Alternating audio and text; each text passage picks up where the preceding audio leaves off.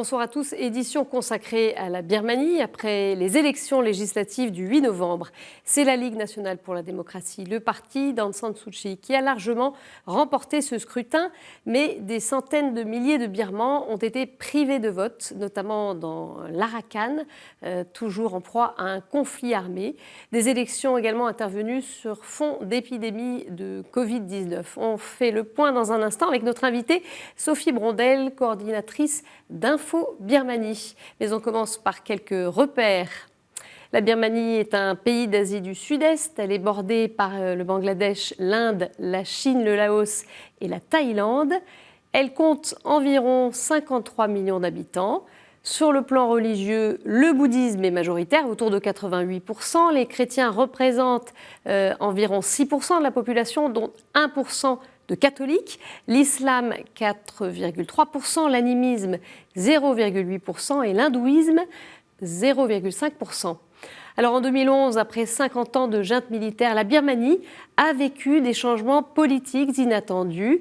Mais le pays reste enlisé dans des conflits entre le pouvoir central et des minorités ethniques qui en souffrent. On l'a vu, on s'en souvient en 2017 avec le drame des Rohingyas, minorité musulmane apatride. Des centaines de milliers de Rohingyas ont fui vers le Bangladesh face aux attaques de l'armée birmane. Mais ces conflits, ils touchent aussi des chrétiens comme les Kachin qui vivent dans le nord du pays. Sophie Brondel, bonsoir. Bonsoir. Donc vous êtes coordinatrice d'Info Birmanie, une association d'information et de défense des droits de l'homme en Birmanie. On va parler avec vous dans quelques instants de ces élections et plus largement de ce que devient la Birmanie, du sort aussi des chrétiens.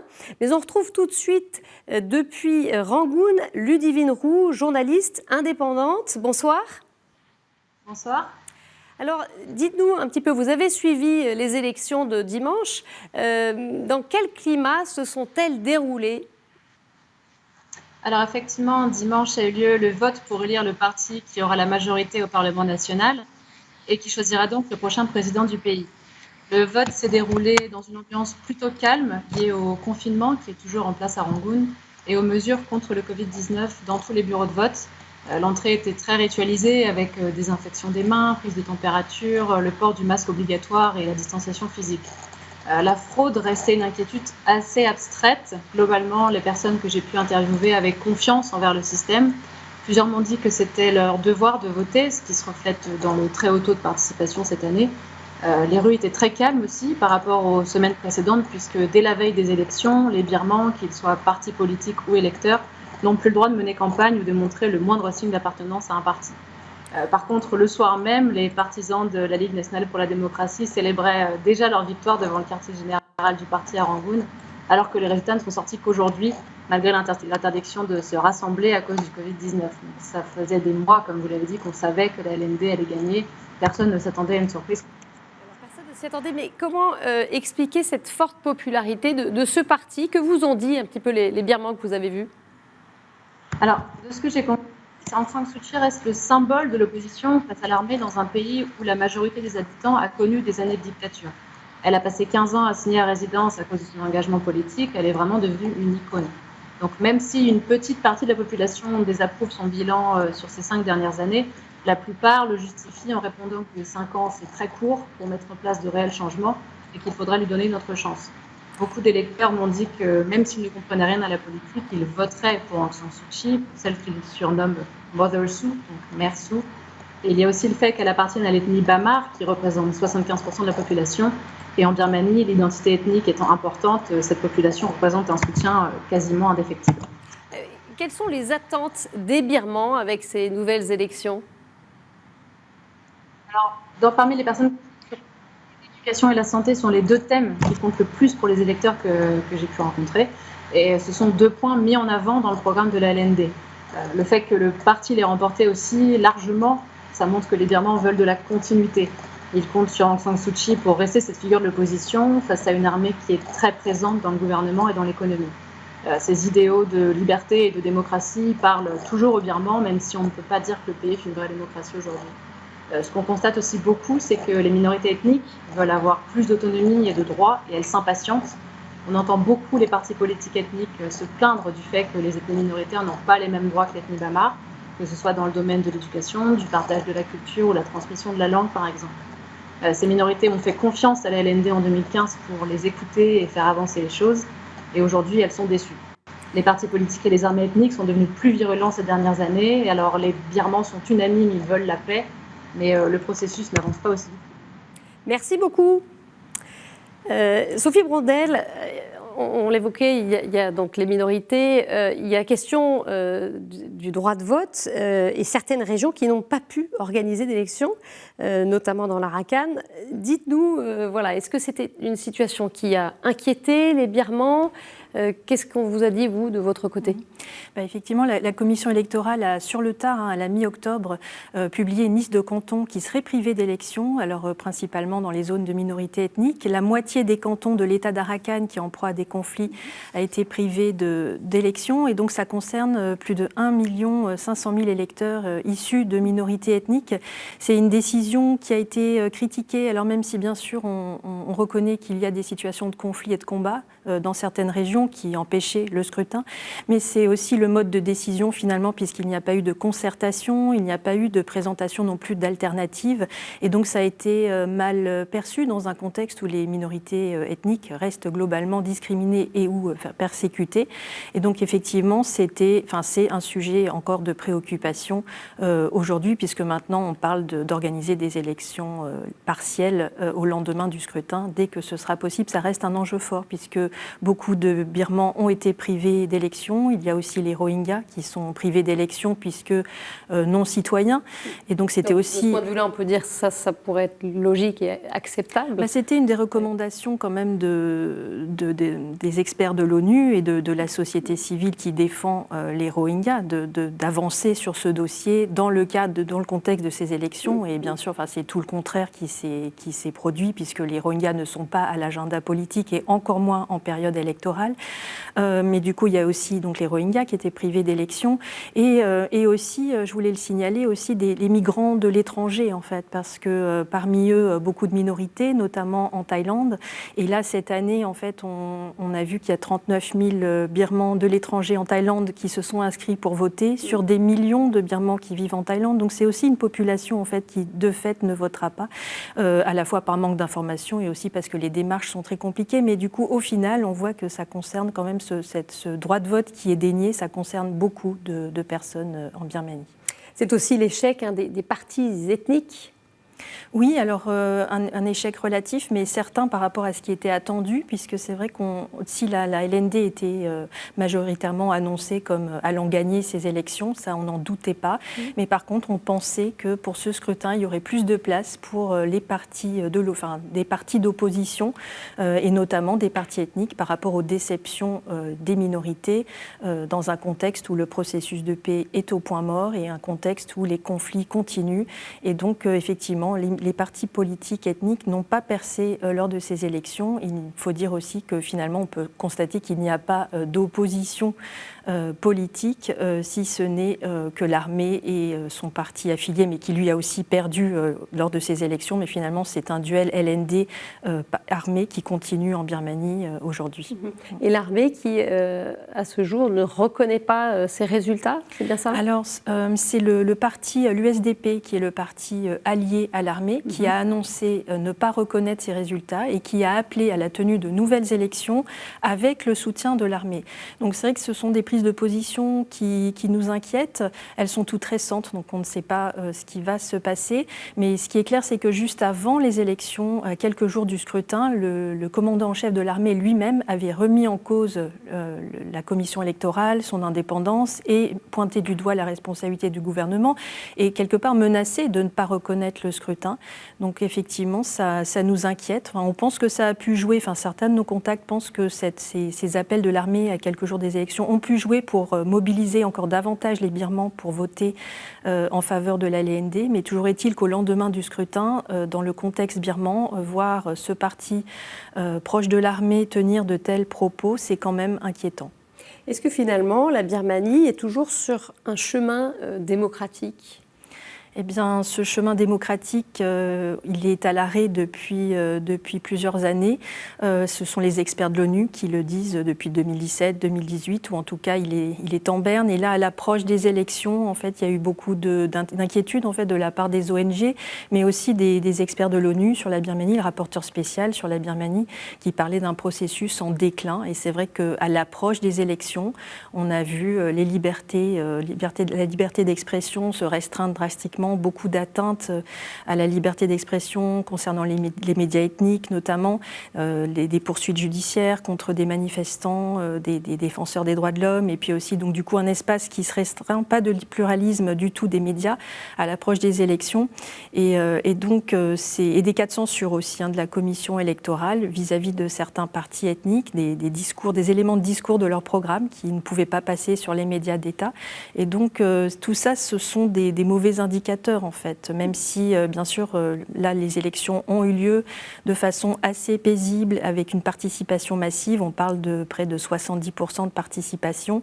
donc autant, voire si ce n'est un peu plus qu'en 2015, donc ça c'est effectivement c'est positif, mais derrière ces éléments positifs il y a beaucoup de préoccupations en fait sur le contexte politique.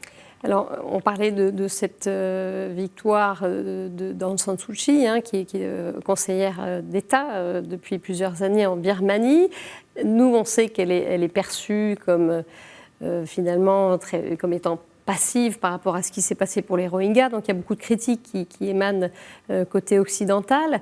Comment est-ce qu'on peut expliquer cet écart entre ce qui est perçu ici et dans la plupart des pays occidentaux et ce qui finalement n'est pas du tout perçu par les Birmans pour qui elle reste la grande favorite? C'est parce que c'est l'alternative armée, finalement il n'y en a qu'une, c'est elle? Oui, alors pour ce qui est du regard des Occidentaux, de la communauté internationale, je dirais que le regard critique, et très critique et dur qu'on porte aujourd'hui, il est à l'image de l'idéalisation dont elle a fait l'objet. Donc c'est un peu le revers de la médaille finalement. Après, pour ce qui est de l'image qu'elle continue d'avoir en Birmanie et du soutien très fort de la population, ça s'inscrit clairement dans l'histoire du pays. Et c'est vrai que cette alternative LND armée, elle continue à définir les termes de la vie politique en Birmanie. Donc pour le moment, il n'y a pas d'opposition, pas d'alternative en fait à ce duel.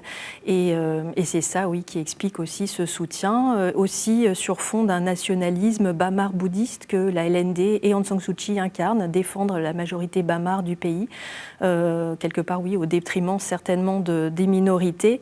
Et on le voit tous les jours dans le pays. Malgré un bilan sur ces premières années de précédentes élections 2015, qui est en demi-teinte sur la situation économique du pays.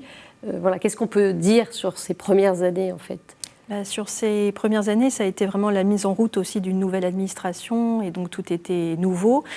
Sur le bilan, le gouvernement LND a mis en avant le processus de paix, mais ce processus de paix en fait en est au point mort, ça n'a pas du tout abouti et on a même un nouveau front qui s'est ouvert depuis novembre 2018 dans l'état d'Arakan, qui est un des conflits donc les plus virulents que la Birmanie ait connu depuis de nombreuses années.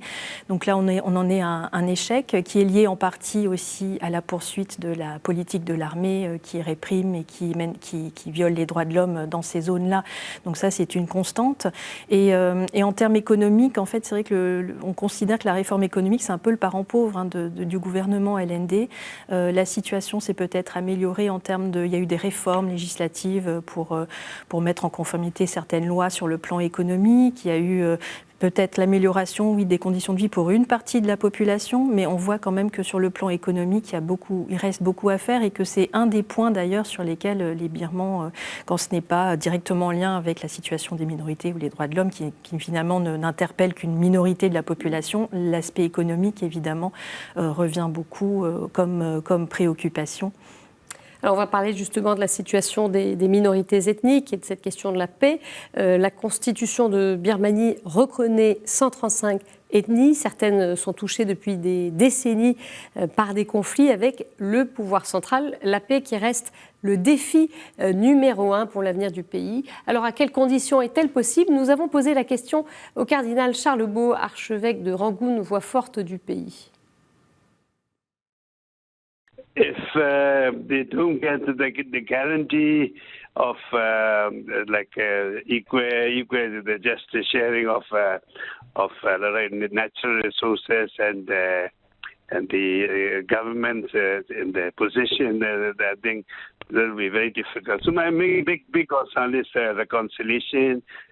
For that, of course, the ceasefire and reconciliation. Not only ceasefire, but permanent the peace building. Then only we can hope for other progress in infrastructure and the education health program could follow that. Of course, that's why I think the work of our religions for peace, or even the work of our Christians, as we are trying our best so that this reconciliation could happen among different ethnic groups. On en est loin de la paix aujourd'hui. Le cardinal qui dit ce sera difficile, hein, il faut qu'il y ait une reconnaissance équitable, une juste répartition des ressources naturelles, parce qu'il y a ces enjeux-là aussi, évidemment, de contrôle des ressources. Oui, pour les minorités, il y a une dimension politique, revendiquer l'égalité de droits, être pour davantage d'autonomie dans le cadre d'un État fédéral, et on en est loin en Birmanie. Puis il y a aussi cet aspect économique, pouvoir avoir un droit de regard sur la gestion des ressources naturelles de ces régions. Ça, c'est un véritable enjeu aussi très important. Et puis il y a aussi l'aspect religieux, puisque face à ce nationalisme bamar-bouddhiste, aussi il y a la place des autres religions dans le pays, et un phénomène aussi de discrimination et de discours de haine qui visent tout particulièrement la communauté musulmane. Alors dites-nous un peu, que deviennent les minorités chrétiennes ? On se souvient, on avait eu, nous, différents reportages là-bas de ces camps à Myitkyina, qui regroupent des Kachin. Donc cette minorité qui se retrouve dans une situation de conflit entre l'armée et les rebelles depuis très longtemps. Ils réclament plus d'autonomie. Des dizaines de milliers de chrétiens, Kachin, sont dans des camps déplacés. Est-ce que c'est toujours le cas aujourd'hui ? Quel est leur sort ? Oui, alors c'est toujours le cas. Ce qu'on peut dire sur la situation dans l'État Kachin, c'est qu'en 2018, on s'était alarmé d'une recrudescence des combats. Et en fait, ces derniers temps, en termes de conflits actifs, il y en a moins. Donc, ce n'est pas la préoccupation immédiate. Mais par contre, oui, pour tous ces camps de déplacés, en fait, il y a près de 90 000 déplacés toujours dans l'État Kachin. Et donc des gens qui aspirent à rentrer chez eux ou à être relocalisés. Et donc, il y a un plan national de fermeture des camps de déplacés. Il faut savoir qu'il y en a 140 en Birmanie. Un plan national mis en place par le gouvernement, mais qui n'a pas encore été mis en vigueur et qui est assez critiqué parce que, alors par la société civile locale notamment, mais aussi à l'international par les acteurs humanitaires, parce que on considère que l'aspect volontaire ou de la concertation avec les populations ne se fait pas, et donc on reste un peu sur un niveau d'affichage en fait du gouvernement qui dit on va fermer les camps, mais après comment concrètement pour que ça se fasse dans les meilleures conditions pour les populations. Donc ça c'est un enjeu. Et ensuite, ce qu'on a vu dans l'État Kachin, en fait, il y a eu quelques retours récemment. On parle de 2000 déplacés qui sont rentrés. Alors, vous voyez, sur 97 000, c'est très peu. Et quelques retours, mais avec la crise sanitaire, en fait, cette démarche et le travail des acteurs de terrain pour travailler sur cette question a été complètement stoppé et bloqué. Et la communauté internationale fixe aussi des critères donc pour ces retours, les organisations humanitaires internationales, pour que ce retour se fasse dans des bonnes conditions, et on en est loin aujourd'hui. Donc ça reste une situation très, très difficile et qui n'a pas connu d'avancée en termes de retour de ces déplacés. Il y a aussi évidemment la situation des Rohingyas. Il y a bientôt un an s'ouvrait un procès contre la Birmanie devant la Cour internationale de justice de La Haye, procès auquel a comparu Aung San Suu Kyi. La Birmanie accusée de génocide contre les Rohingyas. Ça en est où ? C'est une procédure qui, bien sûr, est longue. Oui, ça va être long. Là, la Gambie vient de remettre son mémoire tout récemment à la Cour internationale de justice. Et la qui avait assigné, qui avait assigné la Birmanie. Et donc, la Birmanie a jusqu'à juillet 2021 pour soumettre son mémoire en réponse. Donc, on est sur des temps longs, mais bon, ça avance petit à petit. Cela dit, ce qu'on peut dire, c'est que la Birmanie n'a mis en œuvre aucune des mesures provisoires que la Cour internationale de justice lui avait demandé de mettre mettre en œuvre, donc elle ne respecte pas ses obligations. Et donc on en est à un stade en fait où il n'y a pas du tout d'avancée et où on se demande en fait comment on va pouvoir pousser pour une résolution de la situation des Rohingyas. Ce qu'on peut juste noter, c'est qu'au lendemain des élections, l'Union européenne a publié un communiqué, et dans ce communiqué, elle parle des droits politiques de toutes les minorités, et notamment des Rohingyas. Et en fait, c'est suffisamment rare qu'ils soient nommés pour qu'on soit amené aujourd'hui à le souligner, même si évidemment, après, il faut que ça se traduise par des critères, des moyens de pression sur le gouvernement, les autorités birmanes, pour amener à ce que cette situation soit résolue. Mais pour le moment, c'est vrai qu'à court ou moyen terme, on est dans un statu quo, en fait, ça n'avance pas. Alors, il y a 3 ans tout juste, le pape François se rendait en Birmanie. Est-ce que ce voyage a eu, d'une manière ou d'une autre, un impact ? Alors c'est très difficile de mesurer l'impact, puisque évidemment au lendemain de cette visite et dans les années qui ont suivi, on n'a pas vu d'amélioration. Mais cette démarche en fait de dialogue interreligieux avec les communautés musulmanes, avec des moines bouddhistes aussi, elle est importante, et peut-être que ça fait partie en fait des initiatives qui n'ont pas d'impact visible, mais qui aussi sensibilisent les communautés ou certains Birmans. Et en tout cas, c'est un message fort aussi dont on a besoin de la part de toute personnalité sur cette question, et de défendre les Rohingyas aussi, et ce dialogue interreligieux. Bon, il y a des initiatives de la société civile aussi en ce sens, et ça c'est un peu un travail de fond sur le plus long terme pour essayer de ne pas attiser le conflit, au contraire de réunir les gens entre eux. Mais le défi est de taille, effectivement, parce que face à ce nationalisme bamar-bouddhiste, et qui a tendance à se renforcer, enfin, on l'a vu là, à l'approche des élections, il y avait vraiment une rhétorique de eux contre nous, de la désignation des ennemis de l'extérieur, Avec l'arrestation d'un moine, une figure... qui incarne un petit peu ce mouvement. Oui, alors Uvira-Tout s'est remis de lui-même aux autorités. Ça fait plus d'1 an qu'il était en cavale, et il est poursuivi par sédition, mais davantage en fait pour ses propos visant Aung San Suu Kyi que pour sa rhétorique anti-musulmane. Donc ça nous interpelle aussi. Et c'est vrai que sa reddition à quelques jours des élections, c'est un calcul politique et qui doit concerner d'autres acteurs. Donc c'est plutôt un signe un peu inquiétant. Finalement, quelle perspective on peut voir pour ce pays dont les changements sont lents pour différentes raisons? Quelle marge de manœuvre aussi pour Aung San Suu Kyi vis-à-vis de l'armée? Est-ce que du fait qu'elle soit encore davantage plébiscitée aujourd'hui va lui donner plus de poids et plus d'influence? Compte tenu de sa nouvelle majorité, finalement, la situation est un peu la même, c'est-à-dire qu'au sein du Parlement, la LND est en capacité, si elle le veut, de réformer certaines lois. Alors, il y a des choses auxquelles elle ne peut pas toucher. C'est vrai que ce duel, il reste prégnant et il détermine énormément de choses. Mais il n'y a pas que ça. C'est-à-dire que la LND, majoritaire au gouvernement, mais c'est le cas, au Parlement, depuis 2015, pouvait réformer les lois sur la liberté d'expression, pouvait adopter un certain nombre de textes, libérer les prisonniers politiques. Enfin, ça, ce sont des choses que la LND peut faire et ne fait pas. Donc c'est pour ça qu'on est assez circonspect sur ces 5 années à venir. Disons qu'il y a beaucoup de choses encore à faire. Et le cardinal Bou évoquait le cessez-le-feu, l'importance d'un cessez-le-feu. Et là, on a vu avec la crise sanitaire qui impacte aussi lourdement la Birmanie, le secrétaire général de l'ONU avait lancé un appel en mars pour dire qu'il fallait un cessez-le-feu mondial. Il y a eu beaucoup de relais de cette demande en Birmanie, mais l'armée n'a pas entendu cet appel, ou alors sur certains territoires, mais ce n'est jamais respecté, et en tout cas ça ne concerne pas l'Arakan qui est en proie aux combats les plus actifs. Donc il y a vraiment un cessez-le-feu immédiat. Si on veut vraiment s'engager dans la paix, je pense que c'est ça qu'il faut attendre, et pas une énième conférence. Il faudrait vraiment, pour la paix, il faudrait vraiment en arriver à un cessez-le-feu. Une première action en tout cas sur le terrain. Merci beaucoup Sophie Brondel, on va bien sûr continuer à suivre ce qui se passe en Birmanie, et puis tout de suite on porte un regard sur d'autres actualités d'Église.